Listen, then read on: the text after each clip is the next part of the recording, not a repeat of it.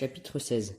Depuis qu'il avait quitté la grotte où il avait grandi, Comet avait souvent eu très peur. Son pire souvenir était le moment où la reine Scarlet avait fait irruption avec ses gardes et avait tué Dune et capturé tous les dragonnets. Ensuite, venait l'instant où il s'était retrouvé au milieu de son arène, sachant qu'elle souhaitait le voir connaître une mort affreuse avant la fin de la journée, suivi de près par la fois où la reine Corail les avait emprisonnés. Puis le plongeon de Tsunami au milieu des anguilles électriques, l'attaque du palais d'été par les ailes du ciel, leur fuite chaotique en plein milieu de la bataille. Non. En fait, le pire, c'était quand Sonny avait disparu sous ses yeux dans la forêt de pluie. Sans compter toutes les horreurs qu'il avait vues depuis qu'il avait été enlevé par les ailes de nuit. En fait, il avait passé les dernières semaines dans un état de terreur permanent. Mais là, on montait encore d'un cran. Le genre, ce n'est pas scientifiquement possible. Comment a-t-elle pu passer tout ce temps dans la lave? Non, c'est impossible. Et ça y est, c'est la fin. Il n'y a personne pour me défendre, et c'est sûr à 100%, je vais mourir parce que c'est une dragonne qui vit dans la lave. Sa tête et ses ailes sortirent d'abord dans une gerbe de lave en fusion, puis une patte griffue surgit et attrapa le bord du chaudron. La dragonne s'ébroua, éclaboussant toute la pièce. La lave dégoulina lentement, révélant un museau balafré, un cou épais et des écailles noires qui luisaient comme de l'ébène poli, se détachant sur le liquide orange vif qui l'entourait. « Comet, Comet, Comet !» chuchota Destiny, paniquée en lui secouant violemment la patte. « Fais quelque chose !»« Oui, mais quoi ?» souffla-t-il. Le tunnel était de l'autre côté du chaudron.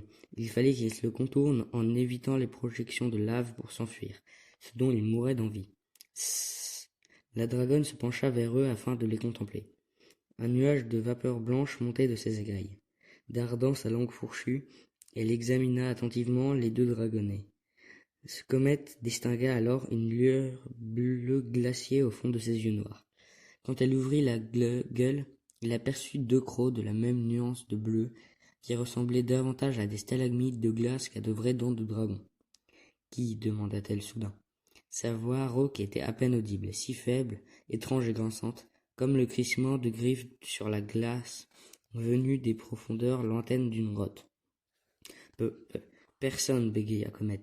Je vous en prie, ne nous tuez pas, cogna Destiny. Ne m'y obligez pas, répondit la dragonne de lave.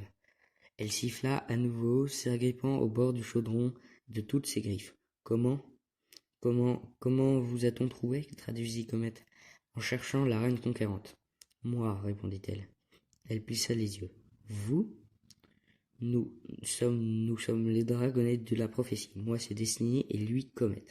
Ah? La reine s'enfonça dans la lave en commentant. Pas terrible. Comment est-ce possible? Explosa Comet. Vous devriez être morte. La température dans laquelle vous êtes immergée, la température de fusion de la lave, la réaction des écailles. J'ai vu ce qui est arrivé à Vengeur. Vous ne pouvez même pas nager dans la lave liquide. Ça ne se peut pas. Même les dragons nés d'un œuf rouge sang comme argile ne pourraient supporter cette chaleur qu'une minute ou deux. Et pour autant que je sache, les ailes de nuit ne pondent pas ce genre d'œufs. Quoi qu'il en soit, alors. C'est impossible d'un point de vue scientifique. La reine laissa échapper un petit reniflement amusé, qui fit des bulles à la surface de la lave. Le fils de l'Eugénie, nota-t-elle. Elle le dévisagea un moment, puis se pencha en avant, ouvrant les mâchoires au maximum. L'espace d'un instant, Comet crut qu'elle allait bondir hors du chaudron pour leur arracher la tête d'un coup de dent. Mais il comprit en l'observant qu'elle se tenait ainsi pour qu'il puisse regarder à l'intérieur de sa gueule. La peur laissa alors place à la curiosité. Il s'approcha. Comet, lui souffla Destiny paniquée. Ça n'est apparu dans aucune de mes visions, ça ne me dit rien qui vaille. Parlez, Trois Lunes, murmura-t-il en écarquillant les yeux. Destiny, regarde. On peut voir jusqu'à sa gorge et c'est tout bleu. Les parois du gosier de Conquérante étaient couvertes d'une sorte de givre bleu pâle formant de petits motifs de tourbillons, soit piquants, soit dufteux, mais tous scintillants. Qu'est-ce que c'est? s'étonna Comet en ressortant la tête. La reine ferma la gueule d'un coup sec. Glace. Le crissement de sa voix l'ébranla jusqu'à la pointe de ses ailes. Elle prit une profonde inspiration et plongea sous la surface de la lave avant de émerger à nouveau. De la glace, répéta Comet. Les rouages de son cerveau se mirent en mouvement pour résoudre ce mystère. Y avait-il un lien avec les bactéries que les ailes de nuit transmettaient à leur proie par morsure? Ou bien avait-elle ingéré plein de glace pour combattre les effets de la lave? Cela n'avait aucun sens. Comment le dragon de nuit aurait-il pu se procurer de la glace sur cette île où il faisait si chaud en permanence? La reine le fixait comme si c'était un test, qu'elle avait décidé de le laisser deviner afin d'économiser son souffle. Son souffle. Les ailes de glace, s'écria Comet. Leur arme, le souffle glacial. Conquérante acquiesça, ses lourdes épaules jaillissant de la lave pour y replonger aussitôt. Elle darda sa langue noire, et cette fois, il vit qu'elle était également recouverte d'une fine couche de givre scintillant. « Vous avez été gelé par le souffle d'un aile de glace, » conclut-il. « Vous deviez être sur le continent quand vous l'avez croisé, non? Vous vous êtes battu, son souffle vous a touché, mais pas à l'extérieur. Peut-être aviez-vous la gueule ouverte, il a pénétré à l'intérieur pour vous congeler les entrailles. Vous auriez dû mourir dans la journée. » La reine agita les ailes, projetant une pluie de gouttelettes oranges et crépitantes. « Pas si facile, gronda-t-elle. De vous tuer, compléta Comet. Si vous avez réussi à revenir ici, et la lave, stop, l'effet glaçant, c'est ça? Exactement, siffla la reine comme un antidote. Mais comment, intervint Destiny, je veux dire, comment avez-vous su que la lave n'allait pas vous brûler et vous tuer? Comet se représentait bien la scène. Conquérante, cherchant sans doute un nouveau territoire pour les ailes de nuit sur le continent, avait croisé un aile de glace et était sortie à demi-morte du combat. Mais elle avait réussi à revenir, à voler péniblement jusqu'à l'île. De plus en plus glacée, de plus en plus proche de la mort, à chaque instant. Le feu qui brûlait à l'intérieur des dragons cracheurs de flammes, tels que les ailes de nuit ou les ailes du ciel, avait dû lui permettre de rester en vie un peu plus longtemps. Mais il n'aurait pas suffi à la sauver.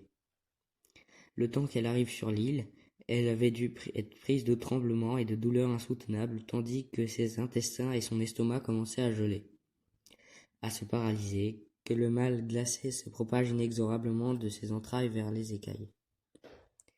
Elle avait sûrement dû avoir si froid, souffrir à un tel point que plonger dans la lave lui était apparu comme le seul soulagement possible, même si ça devait la tuer, et peut-être l'espérait-elle, ce ne pouvait pas être pire que ce qu'elle endurait. Mais à la place, ça lui avait sauvé la vie. La reine conquérante était vivante alors même que le souffle glacial était encore en elle. Elle ne pourrait jamais quitter la lave, sous peine qu'il achève son travail. Le reste n'était que détail, néanmoins cela l'intéressait. Il avait notamment envie de savoir qui était au courant de son secret à part somptueuse. Comment cette pièce, ces écrans avaient-ils été construits? Comment ils avaient rempli le chaudron de lave? Il se demandait si elle pouvait encore manger ou si elle était en quelque sorte en suspens entre la vie et la mort. La reine le dévisageait attentivement, peut-être que pour lire dans ses pensées. Il devinait que parler devait lui être extrêmement pénible, avec toute cette glace qui crissait dans sa gorge et dans sa bouche. Voilà pourquoi elle économisait sa voix. « Je suis désolé, finit-il par dire. C'est affreux ce qui vous est arrivé. » Les cornes de Conquérante s'aplatirent sur sa tête et elle redressa le museau. Par pitié. Vengeance bientôt. Cela semblait peu probable, mais pour le moment, Comet avait d'autres soucis que les ailes de glace. Il prit la patte de Destiny dans la sienne. « Nous sommes venus vous parler de la prophétie, annonça-t-il d'un ton hésitant. Nous avons l'impression que l'oracle est trop dur et qu'il ne laisse pas la prophétie s'accomplir comme elle le devrait. » La reine le coupa en laissant s'échapper un rire hoquetant, puis se plia en deux de douleur. Elle mit un moment à se reprendre avant de le fixer. « Faites ce qu'il a dit, la prophétie est essentielle. Mais il a condamné Poulpe à une mort certaine aujourd'hui, insista Comet. Et il dit qu'il va tuer l'un de nous deux, soit moi, soit Comet. Et puis les prisonniers de pluie sont maltraités. Je vous en prie, on n'est pas obligé de procéder avec une telle cruauté quand même. » Tout ce qu'il faut pour sauver le clan, répondit la reine avant de s'enfoncer dans la lave. Sortez maintenant. Attendez, je vous en prie. Mais la surface du liquide orangé se refermait déjà au-dessus de la tête noire de la dragonne. Elle était partie. Ils avaient échoué.